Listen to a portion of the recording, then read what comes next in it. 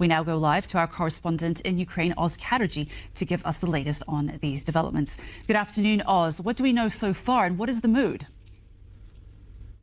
Well, look, if it feels like deja vu, it should do, because yet another visit by Steve Witkoff to Moscow. And in all of these visits, he has not been able to achieve any kind of tangible concessions from Moscow. This time he's heading to Moscow to hand over that updated draft proposal for a peace plan. This initial proposal was rejected. That 28-point peace proposal was rejected by Kyiv and by European leaders for giving away Ukrainian land, something the Ukrainians consider to be total red lines.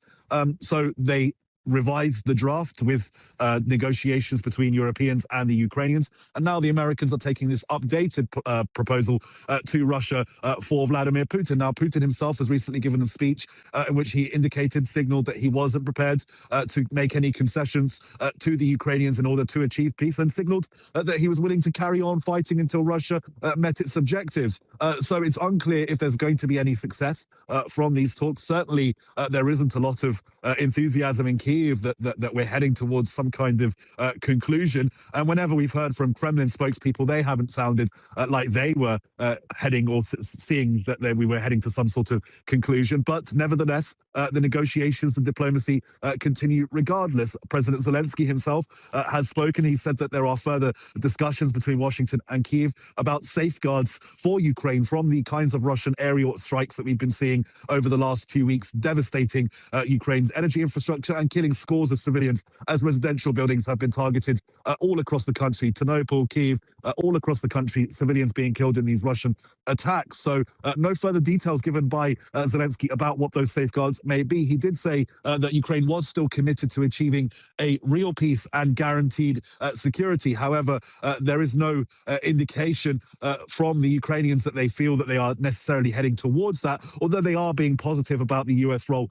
in these mediations. All eyes on Moscow now to see how Putin responds to this updated peace proposal. We haven't seen the official peace proposal yet from the United States, so we'll see how Moscow responds. But if Putin's words in recent days have been any indication, we don't think that the Russians are about to accept some of these proposals. Those are red lines for Russia, just as there were red lines for Kyiv, such as withdrawing from Donetsk and Luhansk, areas that Russia hasn't been able to conquer in many, many years of war. The Ukrainians saying that they were not going to withdraw from those territories. So we are still basically at the first starting point for these discussions. We have still not heard from the Russians what they are willing to accept or not. So there isn't a lot of faith really here in Kyiv that we are heading for any